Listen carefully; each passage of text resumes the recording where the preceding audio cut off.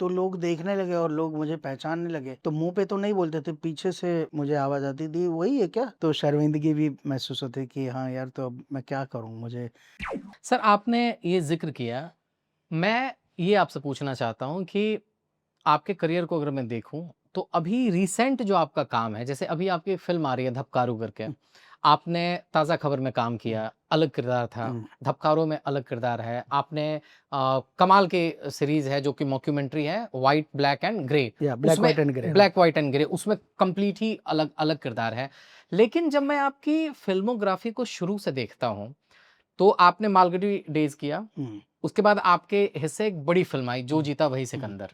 उस फ़िल्म के बाद 20 से 25 फ़िल्मों में आपने एक तरह का ही किरदार निभाया। हुँ, वो हीरो के दोस्त वाला ही किरदार आपने जी। निभाया, जबकि अभिनेता तो आप बहुत ही मज़े हुए हैं, हुँ, आपने उसको बाद में प्रूव भी किया। हुँ। तो उस दौरान क्या रही? आपकी मजबूरी थी, आपको अपना किचन चलाना था, इसीलिए आप उस रोल को कर रहे थे, आप सवाल नहीं कर सकते थे। वो दौर कैसा था सर आपका? वो दौर ऐसा था कि मालगुडी डेज़ तो ऐसे ही कॉलेज में था, कॉलेज के ड्रामास करता था और मालगुडी डेज़ ऐसे ही हाथ लग गया, हुँ। कर लिया, लोगों ने तारीफ़ की। एक ही एपिसोड था भले नित्या नाम था उसका। नित्या नाम था हाँ, उस एपिसोड का और 22वाँ था एपिसोड हाँ, 22। हाँ, हाँ, correct you remember that also. So और फिर जो जीता वही सिकंदर आई, वहाँ से फिर ज़िंदगी बदल गई कह सकता हूँ। पहले तो मैं सीए या सीएस जी। बनना चाहता था। हुँ, फिर अ, मुझे अपना कॉलिंग समझ में आ गया कि नहीं यार, मैं शायद सीए या सीएस बनने के लिए पैदा नहीं हुआ हूँ। मैं एक्टर या डायरेक्टर बनने के लिए पैदा हुआ हूँ। हुँ। वो कॉलिंग समझ में आ गई और फिर उस दिशा में जाने का निश्चय किया। घर से प्रेशर था कि शादी कर ले, 25 साल का हो गया, 26 साल का हो गया वगैरह, हुँ, वगैरह। हुँ। मैंने कहा नहीं मैं तब तक 13 लड़कियाँ आपका दिल तोड़ चुकी थीं। हाँ, हाँ, हाँ, करेक्ट उस मैं पे भी हम लोग आएँगे। जी, तो फिर मैंने कहा शादी तो कर लूँ पर पहले थोड़ा ठीक-ठाक सेटल। का घर हुँ, खरीद लूँ, एक गाड़ी खरीद लूँ, फिर शादी करूँगा। तो वो एक गोल था और फिर उस गोल को पाने के लिए मैंने आगे-पीछे ना देखा सिर्फ़ पर डे पूछा हुँ, कि भई पर डे रेम्यूनरेशन क्या होगा? हुँ। रोल कैसा भी हो मैं कर लूँगा। कितना मिलता था उसमें पर डे?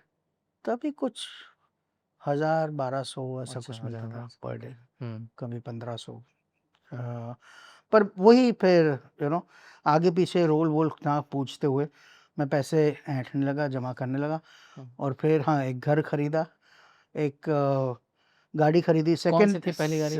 मारुति 800 अच्छा, हाँ, ओके। वो सेकंड हैंड थी, पर वो मुझे लगा कि हाँ, मेरी अपनी गाड़ी है। हुँ, फिर मैंने शादी की। So that was the period जहाँ वो 20-25 फ़िल्में की। हुँ, मुझे याद भी नहीं है उसमें से 5 के भी नाम याद नहीं है शायद। पर और फिर आया देख भाई देख। फिर देख भाई देख के दौरान मुझे लगा कि टीवी नहीं करना है, पर देख भाई देख की पॉपुलैरिटी इतनी रही कि फिर तो टीवी ही मेरा मेन प्रोफ़ेशन बन गया। हुँ।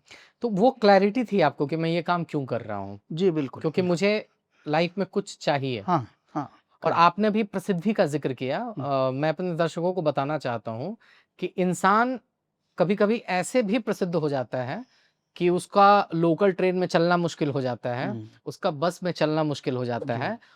आपके साथ भी ऐसा हुआ कि लोग आपको पहचानने लगे, आपको कहीं न कहीं शर्मिंदगी महसूस होने लगी कि यार मतलब एक तरफ लोग पहचान रहे हैं और दूसरी तरफ मैं यहाँ पे धक्के खाते हुए जा रहा हूँ। हाँ। वो वाला भी था फ़ेज़? हाँ, ऐसा फ़ेज़ था, देख भाई देख जब शुरू हुआ था, तो ऐसा ही था कि मैं अंधेरी में रहता था और देख भाई देख की शूटिंग आरके स्टूडियो चेंबूर में थी। हुँ, तो मैं लोकल बस से ट्रैवल करता था।